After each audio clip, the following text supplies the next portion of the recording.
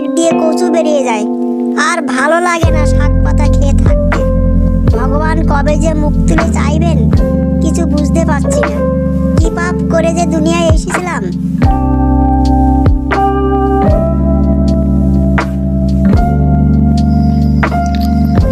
এই ধৈর্য ধরো গিন্নি, ধৈর্য ধরো।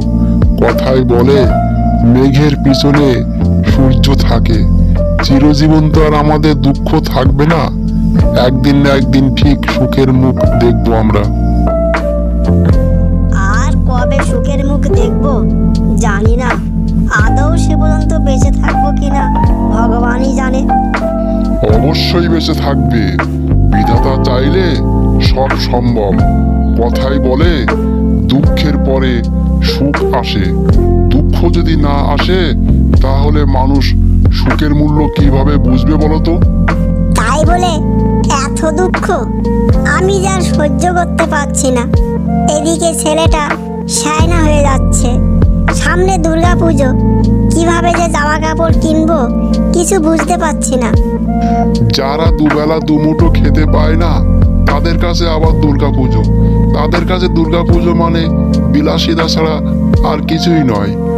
তাছাড়া বর্ষার মরশুম চলছে, দোকানে একেবারে বেচাকেনা নেই। বর্ষার সময় রাস্তাঘাট কাদা বর্ষায় ভর্তি, মানুষজন ঘর থেকে বেরোচ্ছে না।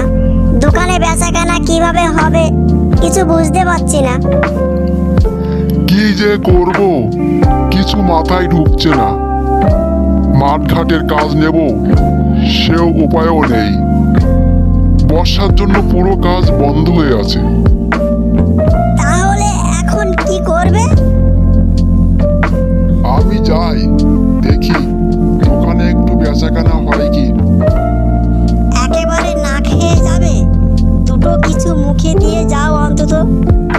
আকাশ মেঘলা হয়ে আছে, কখন বৃষ্টি নেমে আসে বলা যায়। হয়তো কখন হঠাৎ করে বৃষ্টি চলে আসবে।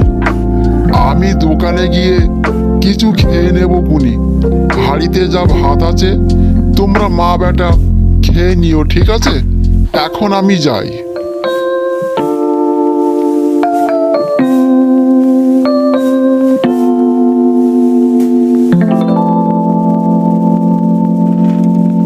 যাক, হরিদার দোকানে চাটা খেলাম বলে শরীরে একটু তৃপ্তি আসলো, এনার্জিটা ভালোই আসলো।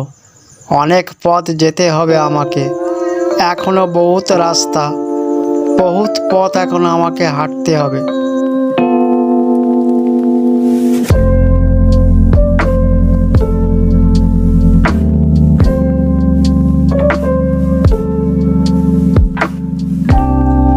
এই যে নবাবের বাচ্চা, সকালবেলা ঘুম থেকে উঠে কোথায় যাওয়া হয়েছিল শুনি?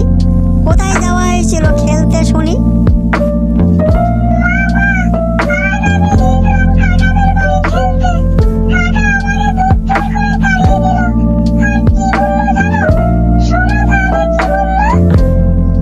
এই যে ভিখারির বাচ্চা, বেড়াই গেলে খাওয়ার সময় আমাদের বাড়িতে কি করতে আসিস রে? যা এখন যা, আমরা খাওয়া দাওয়া করবো। তোর নজর লেগে আমাদের পেট খারাপ করবে ভিখারি। যা এখান থেকে। ওই কোথায় গেলে? কি গো, কোথায় গেলে?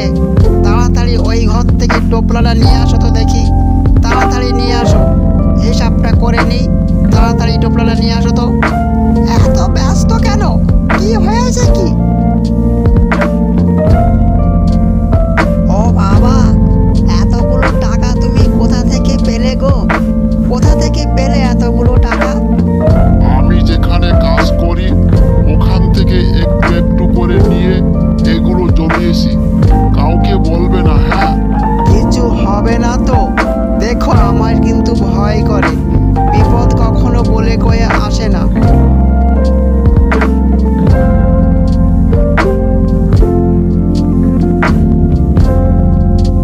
বাবা, এইমাত্র বৃষ্টি হয়ে গেল, রাস্তাঘাট পিচ্ছিল, পা স্লিপ খেয়ে পড়ে যাব না তো?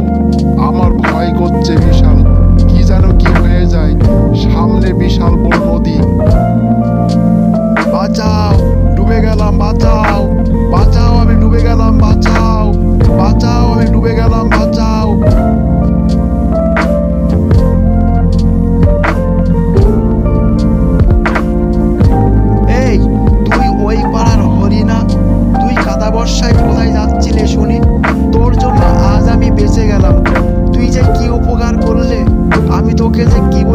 খাবার দেব কিছু বুঝতে পারছি না।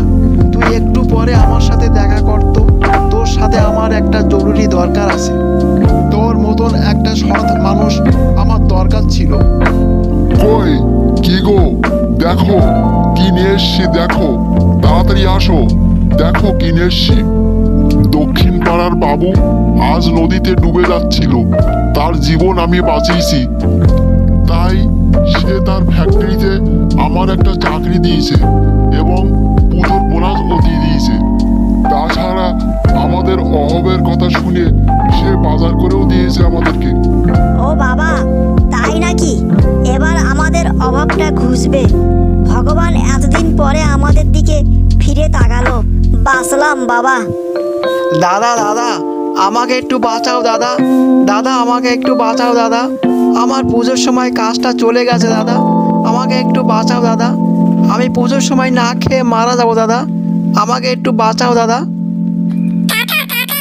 তুমি আজ আমাদের বাড়িতে কি করতে এসছো? তুমি তো একদিন তোমার বাড়ি থেকে আমাকে তাড়িয়ে দিয়েছিলে, বলেছিলে খাওয়ার সময় আসবে না, আসলে আমাদের পেট খারাপ করবে বলে তাড়িয়ে দিয়েছিলে। আজকে তুমি কি করতে এসছো আমাদের বাড়িতে?